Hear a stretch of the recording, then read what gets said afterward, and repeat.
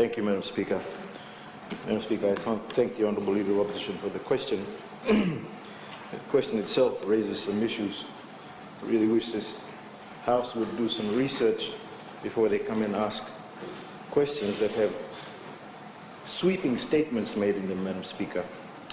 Very general question, Madam Speaker, but it would be good if it was a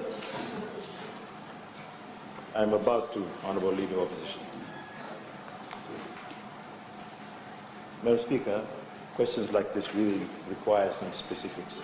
But because it's a general question, I will endeavour to answer. Madam Speaker, the Honourable Member may be referring to foreshore development that is being undertaken around the country. The Ministry of Lands and Mineral Resources is the lead agency, Madam Speaker, in coordinating a mangrove management committee, which collates and discusses issues relating to the sustainable management of our mangrove forests. Let me now educate the Honourable Member that even though, Madam Speaker, my ministry is responsible for the issuance of foreshore leases, collectively, Madam Speaker, there are 3 ministries involved on the issue of mangroves.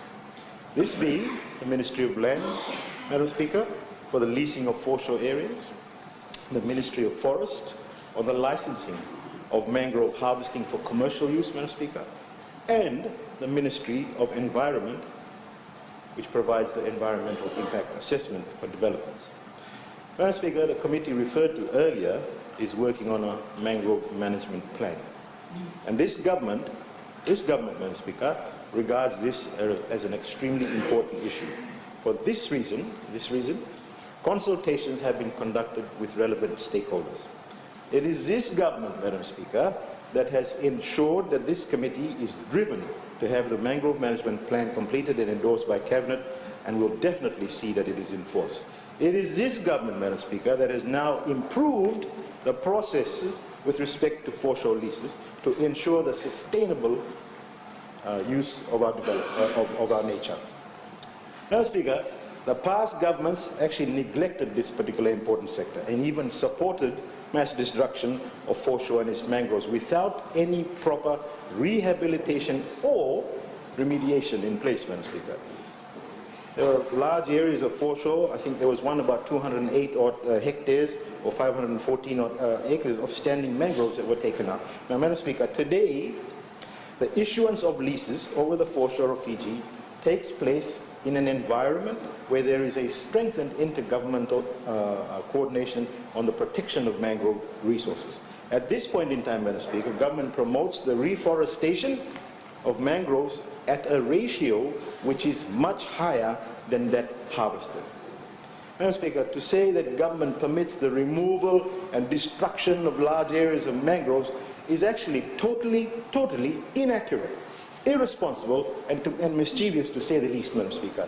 Government at this point in time takes much pride in achieving a balance through economic development, Madam Speaker, and conservation, especially in the Rewa Delta, Madam Speaker.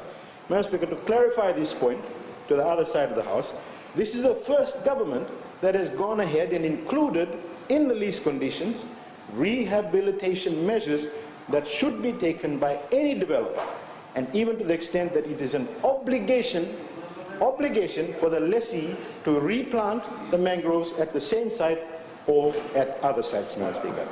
Previously, developments that took place neither specified nor enforced this to ensure that the future generations would still benefit from the mangroves and its importance to our ecosystem.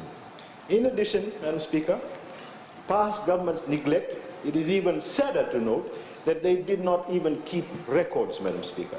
So, Madam Speaker, the process now is more thorough, and my ministry is continuously improving the system to ensure that this natural resource is not exploited irresponsibly. The thorough process includes ensuring that applicants for foreshore leases actually submit an environmental impact assessment, a fisheries impact assessment, and conduct consultation with resource owners in order to obtain the consent to waive traditional fishing rights. This consent to waiver is only, this is very important, Minister, this consent to waiver is only endorsed after thorough verification by the Itoke Lands and Fisheries Commission. And such consent is actually witnessed by the Provincial Office after thorough explanation to the TFRO. Madam Speaker, this is really to ensure that our environment is protected, and the TFROs are well informed and compensated for the loss of their traditional fishing rights. I hope that suffices, Madam Speaker.